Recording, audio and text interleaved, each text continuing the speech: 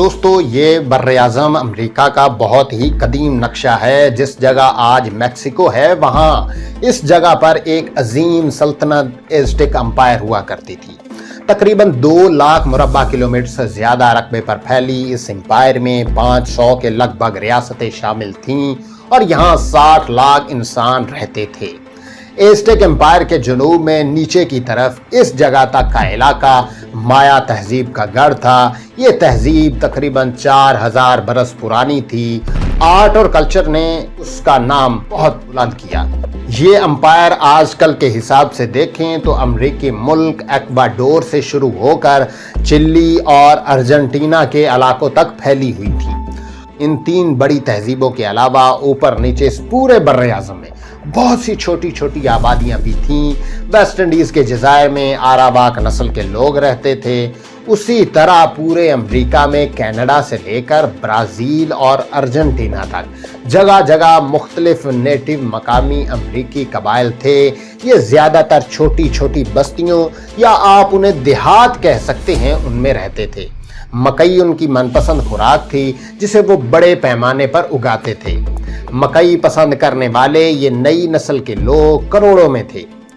उसी वक्त पुरानी दुनिया में भी 5 करोड़ के लगभग लोग आबाद थे, लेकिन ये दोनों तरफ के लोग करोड़ों लोग एक दूसरे से बिल्कुल नावाकिफ थे, बल्कि उनके लिए तो कोई और दुनिया एग्जिस्ट ही नहीं करती थी, ना कहानियों में, ना किसी नक्शे में और ना किसी यादाश्तों में, क्योंकि दोनों का राबता 11,000 साल पहले कट चुका था। हाँ, ऐसा जरूर है कि कुछ कहानियां हैं जिनके मुताबिक पुरानी दुनिया से चंद भूले भटके लोग गलती से कभी कभार नई दुनिया के जज़ायर पर पहुंच गए थे और उनमें से कुछ लोगों ने तो इस बारे में लिखा भी।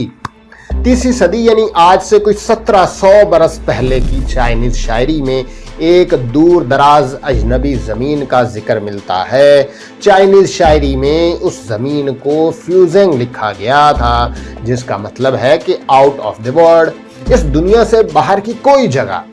शायर ने लिखा कि मशरकी समंदर के मशरक में फ्यूजिंग के साहिल हैं। अगर वहां लैंड करने के बाद मशरक की तरफ 5000 किलोमीटर का मजीद सफर किया जाए तो एक और समंदर आ जाता है जो नीले रंग का है, बहुत फैला हुआ है और लामहदूद है।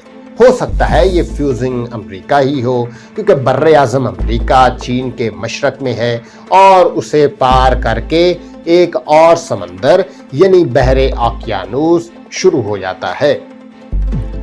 उसी तरह 458 में एक अफगान बुद्ध बख्शू हुइशेन ने चीन से अपने 4 साथियों के साथ मशरक की तरफ सफर शुरू किया। वो 40 साल एक अजनबी जमीन में रहकर वापस आया, जिसे उसने भी कदीम चीनी रवायत के मुताबिक फ्यूजिंग का ही नाम दिया। उसने अपना सफरनामा भी लिखा जिसमें वहां के हालात लिखे। हुइशेन के 500 बरस के बाद शुमाली यूरोप के वाइकिंग्स कबाइल भी अमेरिका पहुंचे और जिस जगह आज कनाडा है वहां उन्होंने न्यू फाउंडलैंड के इलाके में अपनी बस्तियां भी कायम की थीं।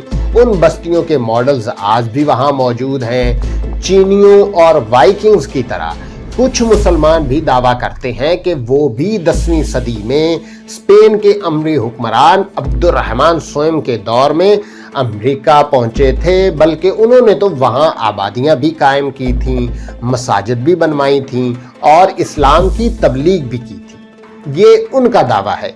हिंदुओं के भी ऐसे ही दावे हैं कि उनका देवताओं को नेटिव अमेरिकन्स भी पूजते थे, यानी उनके ख्याल में कुछ इंडिया से कोई हिंदू वहां पहुंचा था, अमेरिका गया था, उसी वजह से कदीम अमेरिकी कबाइल उन्हें जैसे खुदाओं को पूजते थे। तो दोस्तों, इस तरह दावे तो और भी बहुत से हैं, लेकिन मसला ये है कि ये दावे ठीक हों या गलत, इससे कोई फर्क नहीं पड़ता। फर्क इस चीज से पड़ता है कि किसने उस जजीरे को, उस दुनिया को दरियाफ्त किया और वो सही समझा कि ये एक नई दुनिया है और उसने इस नई दुनिया का पुरानी दुनिया से राब्ता कायम किया हो। लोगों ने आना और जाना शुरू किया।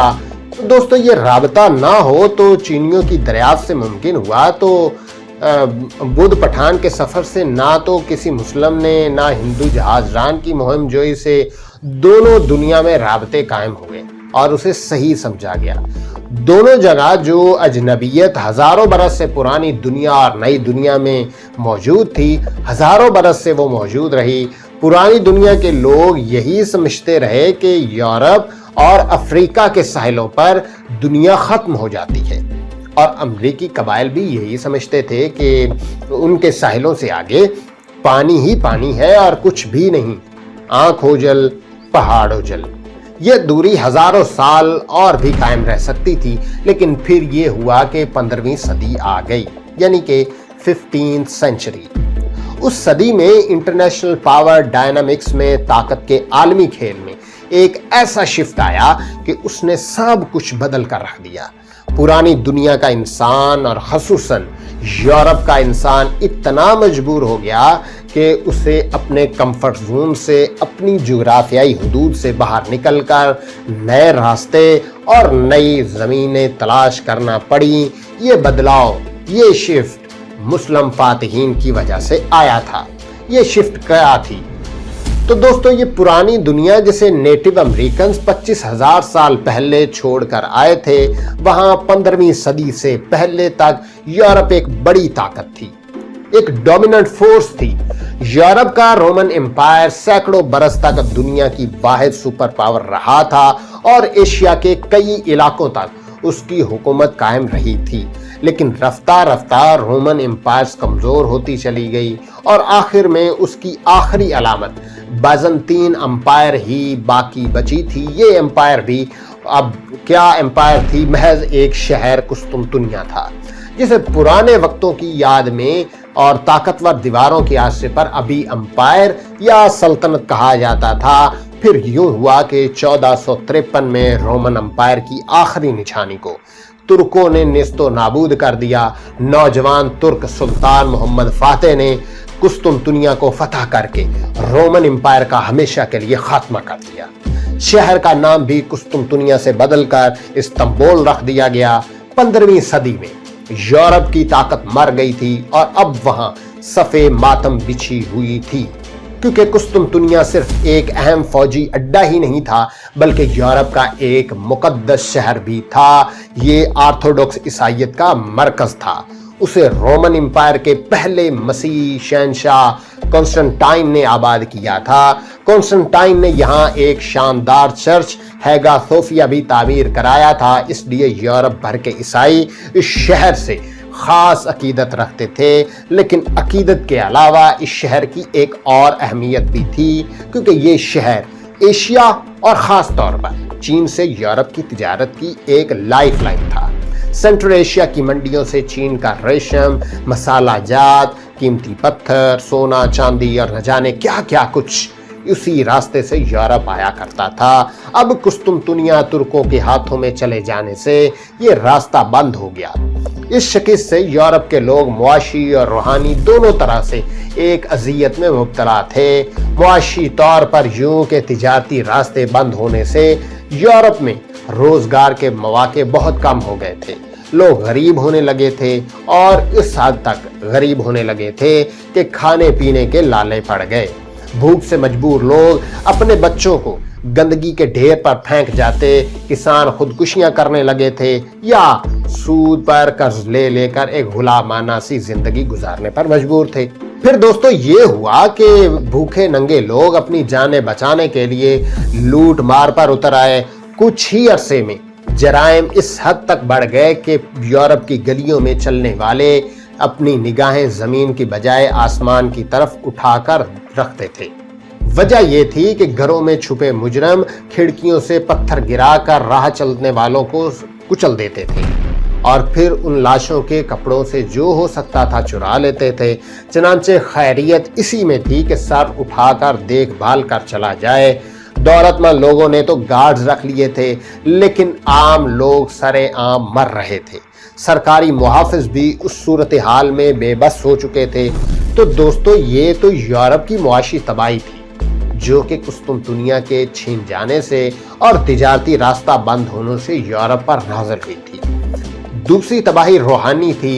यूरोप के कट्टर मजहबी ईसाई समझ रहे थे कि यूरोप जो कि क्रिश्चियनिटी का गढ़ था, उसके अलावा एक एक करके मुसलमानों के कब्जे में जा रहे हैं। तो अब उन लोगों का ख्याल था कि ये ईसाइयत के लिए एक मुश्किल वक्त है। मसीह इलाके रोज बरोज कम हो रहे हैं, जुग्राफिया के एतबार से घुट रहे हैं। उन्हें लगता था कि अगर यूं ही सिलसिला जारी रहा तो कहीं ऐसा ना हो कि क्रिश्चियनिटी ही खत्म हो जाए या उसके ताकतवर हैसियत खत्म हो जाए। तो ये भी वजूहात थीं कि जिनकी बुनियाद पर यूरोपियंस को, उनके मजहबी और तिजारती तबके को एक नई दुनिया की तलाश थी।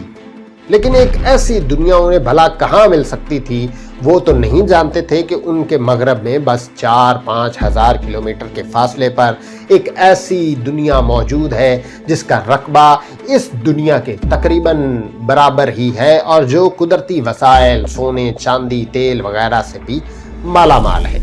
उन्हें तो सिर्फ इस दुनिया का पता था जिसमें मशरक के समत सफर करके चीन और जापान तक पहुंचा जा सकता था। उन दोनों मुल्कों यानी चीन और जापान का जिक्र उन दिनों यूरोप के एक एक घर में हो रहा था। मंगोल हुक्मरान कुबलाई खान की दौलत के किस्से भी बढ़ा चढ़ाकर मुबालगा आराई एग्जैजरेशन से पेश कर रहे थे। अगरचे मार्को पोलो का सफरनामा कम से कम 150 साल पहले का लिखा हुआ था, लेकिन उन बुरे हालात में उन गरीब यूरोपियंस के लिए मार्को पोलो का सफरनामा ही उम्मीद की वाहिद किरण था। ये मार्को पोलो का सफरनामा यूरोपी नौजवानों में तहरीक पैदा कर रहा था कि वो किसी तरह चीन और जापान तक पहुंचे, कोई रास्ता तलाश करें और वो दौलत हासिल करने की कोशिश करें जिसकी कहानियां मिर्च मसाला लगाकर मार्को पोलो ने लिखी थी। मगर मसला ये था कि जमीनी रास्ता तो अब तुर्कों ने बंद कर दिया था। दूसरा रास्ता मेडिटेशन सी के पार मिस्र से होता हुआ जाता था। यूरोप को वहां से कोई सेफ पेज, कोई महफूज रास्ता नहीं मिल सका था। यूं यूरोप एक तरह से मुसलमानों के मुहासे में आ गया। एक और रास्ता जो बार्टोलो डियार जैसे मुहिमजों ने दरियाफ्त किया था, अफ्रीका के गिर्द घूमकर एशिया पहुंचने का था, लेकिन ये रास्ता बहुत तवील था, बहुत लेंथी था। एक तरफ रास्ता भी महीनों में तय हो पाता था। अब यूरोपियंस को समझ नहीं आ रहा था कि एशिया पहुंचने के लिए कौन सा रास्ता इख्तियार करें जो उनके मुफाद में भी हो और मुख्तर भी हो, ताकि वो उन रास्तों से एशिया पहुंचकर तिजारत करें और अपनी गुर्बत का खात्मा कर सकें। उस मायूसी के आलम में एक गैर मारूफ अतालवी जहाज रान सामने आया। उसने ये दावा कर दिया कि उसे एशिया में चीन और जापान जाने का सबसे मुख्तसर रास्ता मालूम है। ये उसके ख्याल में ऐसा रास्ता था जो बिल्कुल सीधा अटलांटिक ओशन यानी बहरे ओकियानूस को पार करते हुए तय होता था और उस रास्ते में कोई बड़ा मुल्क उनके लिए खतरा भी नहीं बन सकता था। ये बहुत बड़ा दावा था जो यूरोपियंस की किस्मत बदल कर रख सकता था। ये दावा करने वाला नौजवान क्रिस्टोफर कोलंबस था। इटली के शहर जनेवा से ताल्लुक रखने वाला कोलंबस अपनी जिंदगी का बड़ा हिस्सा समंदरों में गुजार चुका था। ये भी अपने दौर के बाकी नौजवानों की तरह मार्को पोलो के सफर से बहुत मुतासिर था। उसका दावा था कि वो सूरज और चांद सितारों की मदद से रास्ता तलाश करने का माहिर है। उस दौर में पढ़े लिखे लोग इतना तो जान चुके थे कि जमीन गोल है। कोलंबस भी यही समझता था। इसलिए उसका आइडिया था कि चूंकि दुनिया गोल है, इसलिए अगर यूरोप से मगरब में भी सीधा सफर किया जाए तो बस कोई 4-5 हज़ार किलोमीटर के फासले पर एक जापान आएगा। जापान का मुख से रास्ता मिल गया तो समझो चीन भी मिल गया। दोस्तों, ये कहानी थी पहले हिस्से की। अगली वीडियो के लिए हमारे चैनल को लाजमी सब्सक्राइब करें।